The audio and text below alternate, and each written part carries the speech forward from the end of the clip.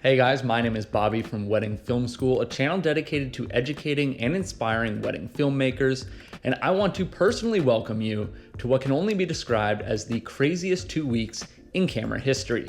Yesterday morning, I woke up to what might be the most anticipated announcement in the history of wedding filmmaking, a solidified launch date for the Sony a7S III, just a few days after the announcement of the Canon R5 and R6. So in this video, I want to talk about the current rumored specs of the a7S III, what I want to see in a camera, and what I think this launch will mean for the wedding filmmaking community.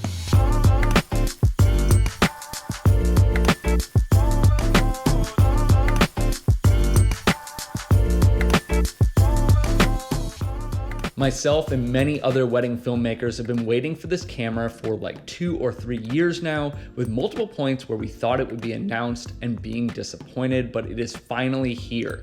As of this recording, we are just 12 days away from the launch event, and to say I'm excited would be an understatement. This news coming on the heels of the Canon R5 and R6 being announced, perhaps strategically on Sony's part, and I do not expect this camera to disappoint. Sony Alpha Rumors has a list of rumored specs for the a7S III, which leaked a few days ago, and while none of this is confirmed, they did leak the launch date and were correct on that, so they have gained some credibility there.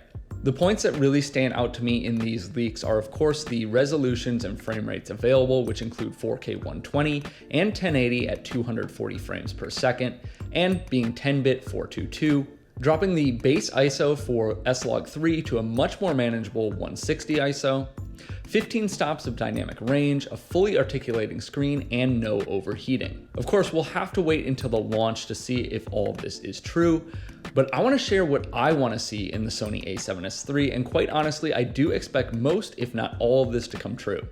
First and foremost, I want to see 10-bit 422 recording, 4K 60 uncropped. This seems to be the holy grail of what wedding filmmakers have been asking for.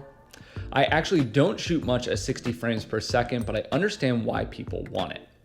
I want to see in-body stabilization improve. The IBIS offered by the a7 III is good, but Panasonic seems to have the top-end stabilization in body, and I'd like to see Sony compete.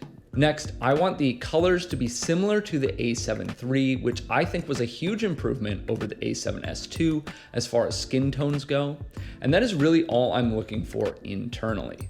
For the build itself, I want to see an articulating screen, which I have always liked having on a camera, as it can eliminate my need for a monitor in certain situations like on a gimbal, or heck, even here in my studio, which would be great. I also want to see the a7S III have better weatherproofing.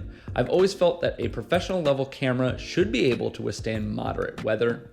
And lastly, I want to see them increase the build quality overall. I've had to send in every single Sony A-series camera that I've owned for at least one repair, and I know that many have experienced the same thing, and that's a frustrating problem to deal with.